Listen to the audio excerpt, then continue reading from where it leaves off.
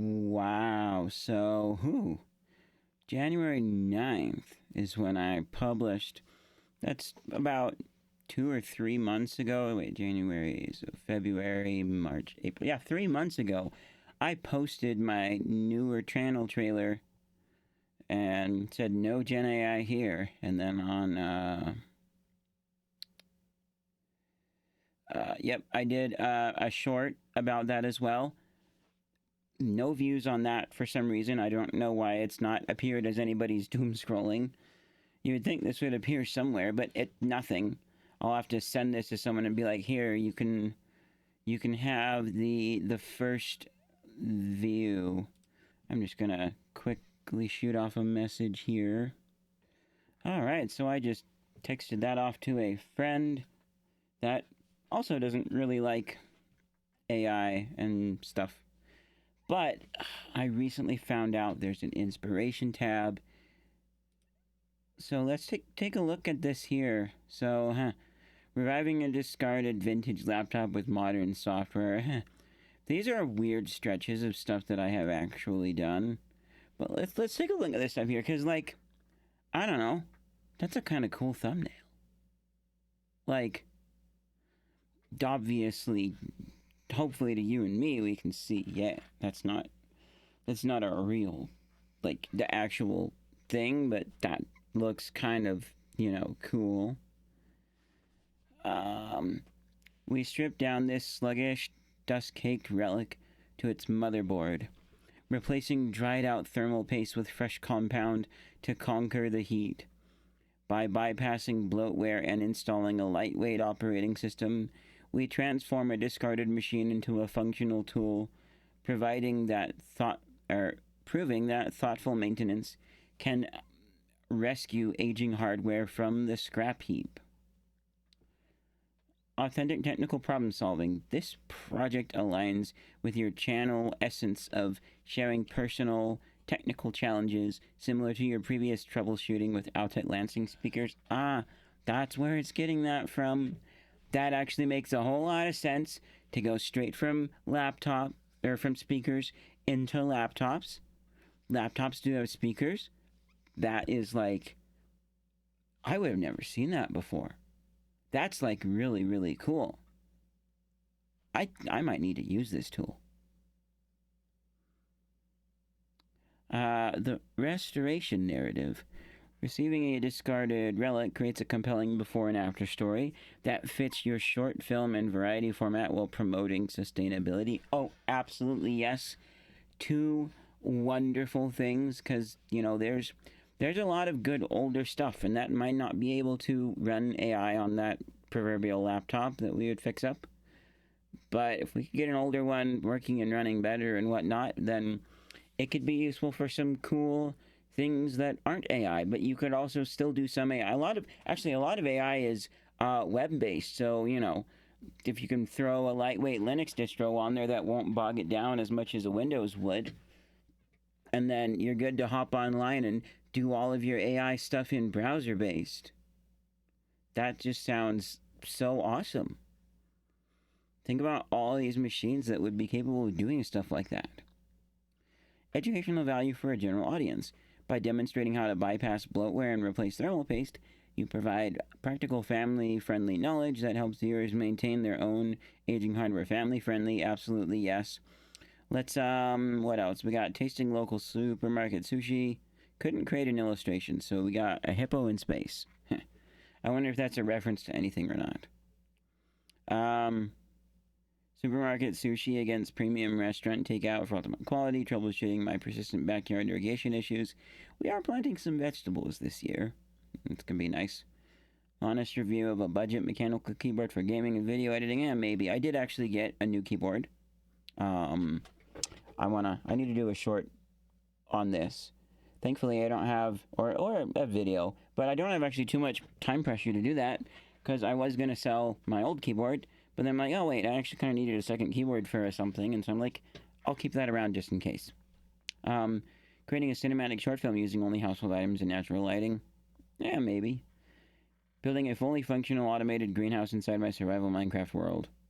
That sounds awesome. I want to Will they... Does it give me an option to see this any bigger? Minecraft, how to build a cherry blossom greenhouse and bee farm apiary. Oh, related videos. Okay. Oh, this is actually... Okay. This is actually really cool. One moment. Actually, I'll just use my phone, because I want to look up what apiary is.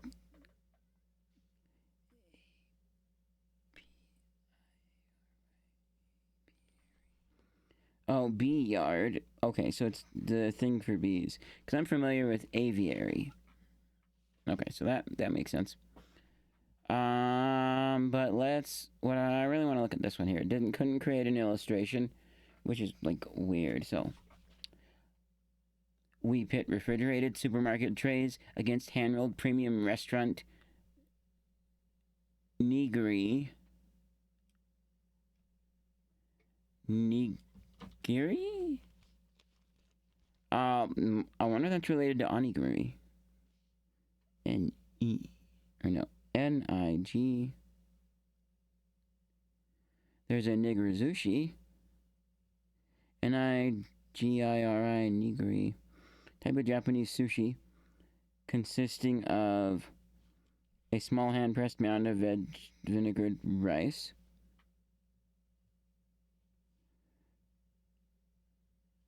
And yeah, onigiri. So that's the little rice emoji thingy. Cool.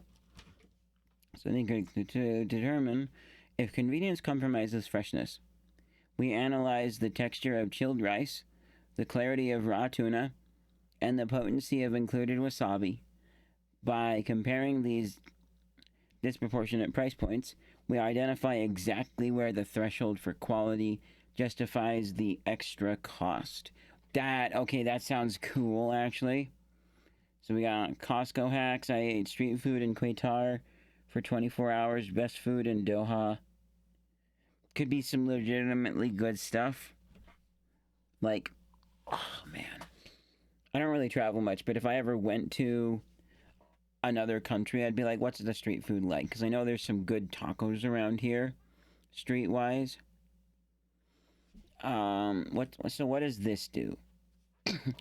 Hey, it's doing thumbnails. Hopefully this time it actually can give me a thumbnail for something, because I'm not very good at thumbnails. I think I just need to... Like, it can't taste the sushi. Wow, I couldn't create at least one thumbnail. So yeah, it can't taste the sushi. I have to, like, do that, so I should totally... Like... Yeah, I have to eat the sushi. Cool. I could get my housemate in on this, because man, he likes sushi, and you know I'm not very versed with sushi, but obviously I'd have to eat the sushi, but it can do the thumbnails, and the mystery and steaks hook. Most people think sushi is a luxury, but the local grocery store claims to offer the same experience for a fraction of the price. I'm risking my palate to find the exact moment where convenience kills quality. From the potency of the wasabi to the freshness of the fish, let's see if the price jump is actually justified. Oh, absolutely, that is perfect. Just do the supermarket versus a fancy sushi restaurant. Don't go anywhere else, because you really don't need to. I think that's absolutely great. Outline the convenience trap. Reveal the price gap between a $9.99 supermarket combo and a $45 premium chef-curated platter. Wow, I love those numbers. It's so cool to just, like, without even having to do any research for this video, I already know that it's going to be $9.99 at my supermarket for a combo platter, and the premium chef-curated platter at the restaurant is going to be $45. That's so cool that it can just pull this information from I don't know where, but I don't care, and it can just do that. And it can just show it to me, and I can just be like, great, that's what we're doing.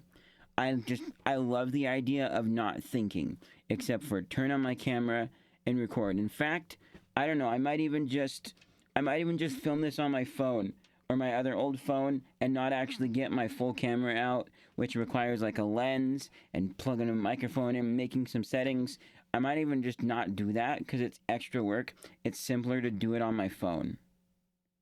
Less thinking involved to make sure I did everything right. Because, like, yeah, there is a microphone on my phone, but that's easier to set up anyways. You just plug it in, turn it on, and you're done. Nothing like my, nothing like, I have, so I have a lavalier. No, I have that. I have a shotgun mic for my camera, but, like, that's extra work.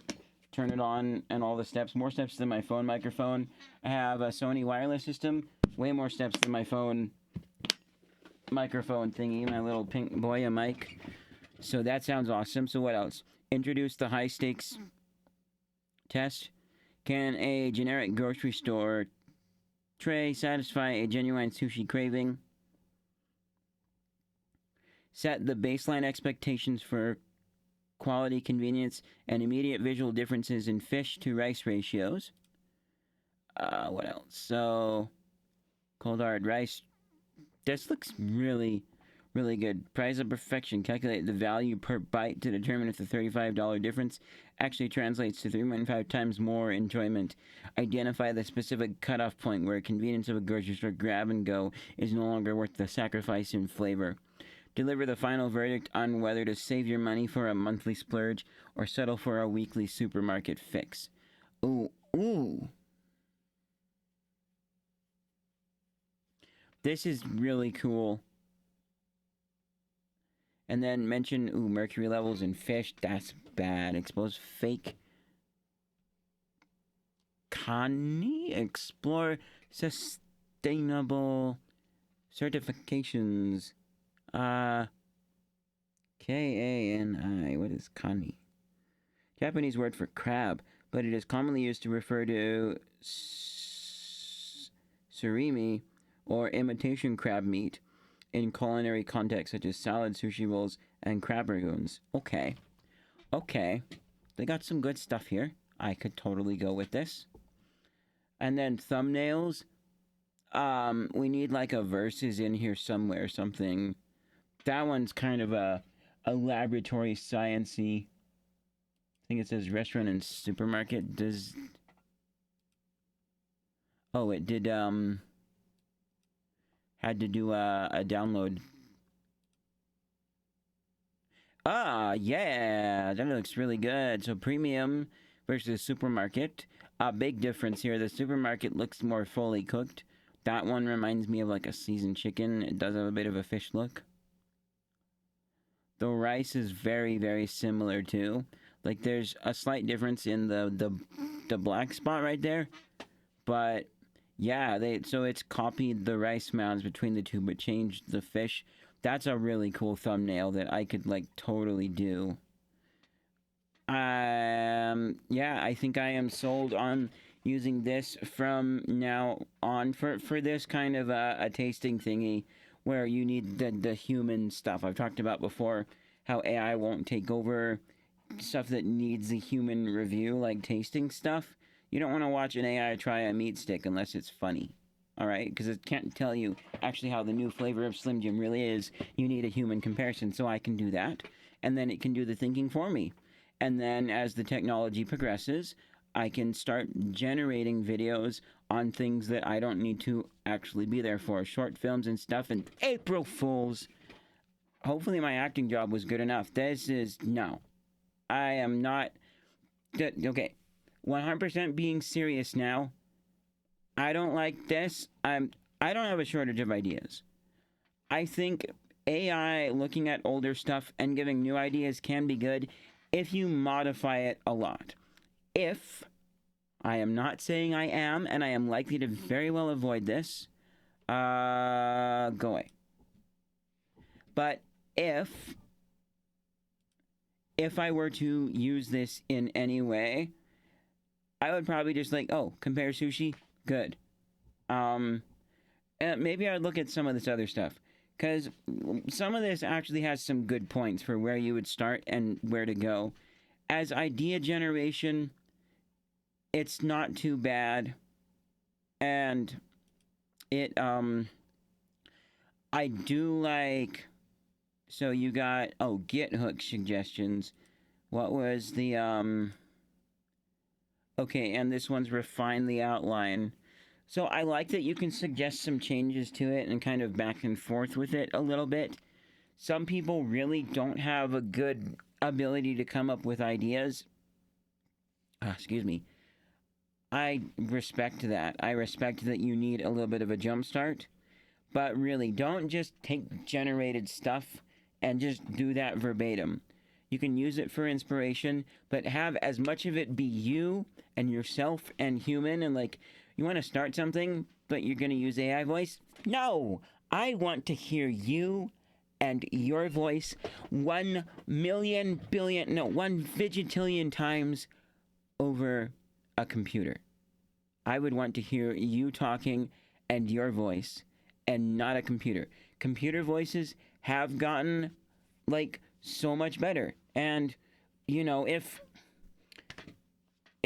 you're mute, if you can't talk, so you'd have to do text for these things, I would say then yes, have a computer voice and be like, hey, you know, I can't talk in real life, so I'm using computer voice to talk for me because most people like listening to stuff. That's fine, but otherwise just stay away from it and like don't use computer voice. Well, sometimes some channels will use computer in voice to insert something. So, you know, if I said something wrong, computer voice, and not necessarily computer voice mimicking your own voice, but in a way that it's obvious, and so it's like, oh, okay, they said the wrong thing, but they fixed it afterwards. I'm cool with that. But yes, yeah, so that's legitimately what I think about this. Like, there could be some use in here. It's definitely got some interesting things, but I have no shortage of ideas. I'm not going to show you guys my keep notes because then they're my ideas. I want to save them for myself, but I'm constantly having ideas. I don't need help from this to come up with any more ideas. I am still not going to be using AI in this manner. If you guys haven't seen, go watch the announcement before. I do clarify the small bit of AI that I will be using, such as like some audio tweaking stuff or occasional object removal for things. I cover that in that video, so go check that out. And I will see you guys in whatever non-AI generated thing that I do next. See you in whatever that is. Bye!